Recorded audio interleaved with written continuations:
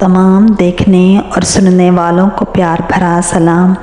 अबुल अंबिया हज़रत इब्राहीम अलैहिस्सलाम की वलादत कसदियों के कदीम शहर में हुई, जो जनूबी इराक़ में फ़ुरात के किनारे बाबुल और नैनवा से पहले आबाद था। मोहल्ले वक़ू के एतबार से यह मकाम आजकल तिल अबीद के नाम से मौसूम है। इस मुल्क में सितारा परस्ती की जाती थी, अरवाह परस्ती भी उनके अकायद में शामिल थी। अल्लाह पर उनका एतकाद था, लेकिन सितारों को अल्लाह ताला का शरीक समझते थे। 3 वक्त सितारों की पूजा की जाती थी। उस कौम का अकीदा ये था कि हर सितारे में एक रूह आबाद है और रूहें नेक या बुरी होती हैं। बुरी रूहों के बारे में उनका गुमान था कि नज़र न्याज, चढ़ावे और भेंट देने से खुश होती हैं। नेक रूहों को खुश करने के लिए रक्सो सुरूद और गाना बजाना उनका मामूल था। बहुत ज़्यादा माबूद और बुत मंदिरों में रखे हुए थे। रोज़ी देने, बारिश बरसाने, औलाद देने, तंदुरुस्ती अता करने और मुख्तलिफ़ हाजात के लिए अलग अलग बुत थे। ब्रिटिश म्यूज़ियम और फिलाडेल्फिया यूनिवर्सिटी अमेरिका के म्यूज़ियम की मुश्तरका टीम ने उस शहर के आसार दरियाफ़्त किए हैं। वहाँ से मिलने वाले कुतबात के मुताबिक तकरीबन 5000 बुतों के नाम मिले हैं। हर शहर का मुहाफिज एक खुदा था जो दूसरे माबूदों से ज़्यादा मोहतरम समझा जाता था, और खुदा चांद देवता था। शम्माश सूरज देवता दारुल हुकूमत का मुहाफिज बुत था। बादशाह को सूरज देवता का बेटा समझा जाता था। लोग अपनी आमदनी के अलावा गल्ला और दूसरी चीज़ें मंदिर में नज़र करते थे। बाग, मकानात और ज़मीनें मंदिर के लिए वक्फ थीं। पुजारी के फ़ैसले अल्लाह ताला के फ़ैसले समझे जाते थे। बादशाह की परस्तिश की जाती थी और दरबार शाही में सजदा किया जाता था। हज़रत इब्राहीम अलैहिस्सलाम की वलादत से पेशतर बादशाह नमरूद ने ख्वाब देखा कि आसमान में एक बड़ा और रोशन सितारा चमक रहा है। शाही नजूमियों ने ताबीर बताई कि मुमलकत में इस साल ऐसा बच्चा पैदा होगा जो सल्तनत के लिए ख़तरा बन जाएगा।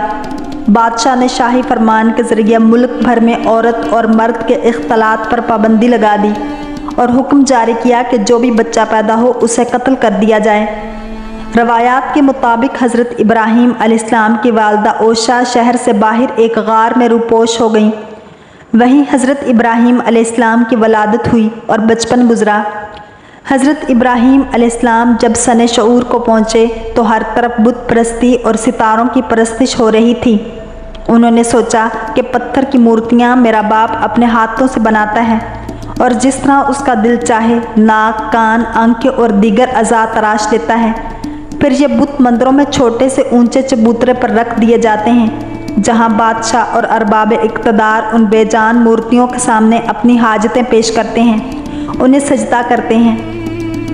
हज़रत इब्राहीम अलैहिस्सलाम इस बात से बहुत ज़्यादा फ़िक्रमंद थे कि लोग क्यों बेजान मूर्तियों और बेहिस्सो हरकत मुजस्मों की परस्तिश करते हैं। अल्लाह ने हज़रत इब्राहीम अलैहिस्सलाम को नूर फ़रासत से नवाजा था।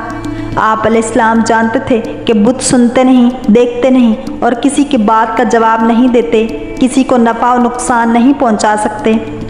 एक रोज़ हज़रत इब्राहीम अलैहिस्सलाम ने अपनी माँ से पूछा, माँ तेरा खुदा कौन है? मेरे बेटे, तेरा बाप मेरा खुदा है जो मुझे खाने को देता है। माँ ने जवाब दिया, मेरे बाप का खुदा कौन है? माँ के जवाब से बेटे को तसल्ली नहीं हुई। माँ ने बताया कि आसमान पर चमकने वाले सितारे तेरे बाप के खुदा हैं। बेटा अब भी अपनी माँ के जवाब से मुतमईन नहीं हुआ। उसने फिर पूछा, माँ सितारा कौन है? फिर जब रात की तारीकी छा गई तो उन्होंने एक सितारा देखा।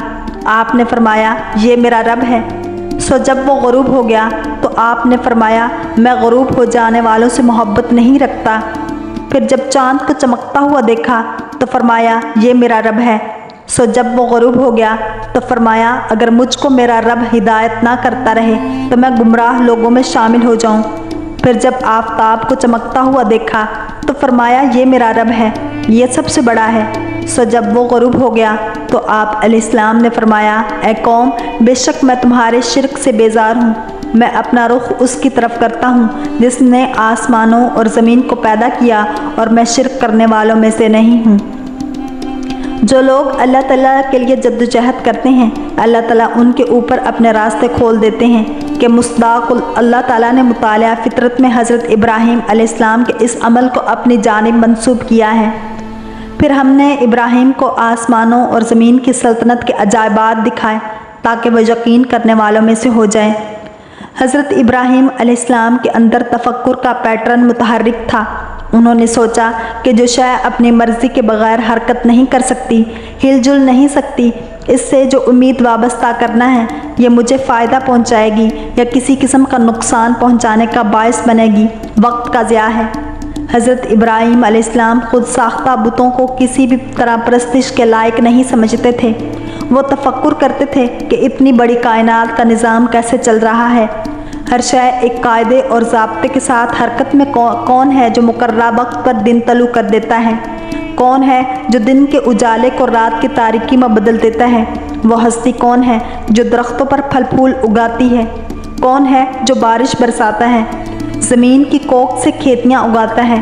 قادر اور محیط ذات کون ہے جس کے اشاروں پر کائنات کا ہر فرد، کائنات کا ہر جز اور ذرہ اپنے اپنے دائرہ کار میں متحرک ہے؟ یہ کیسا مستحکم نظام ہے کہ کہیں بھی اختلاط واقع نہیں ہوتا اور کوئی نظام دوسرے نظام سے ٹکراتا نہیں ہے۔ اگر آپ کو یہ ویڈیو پسند آئی ہے تو لائک، شیئر اور سبسکرائب کرنا مت بھولیے تاکہ ایسی ہی اسلامک انفارمیٹیو ویڈیوز آپ تک پہنچتی رہیں۔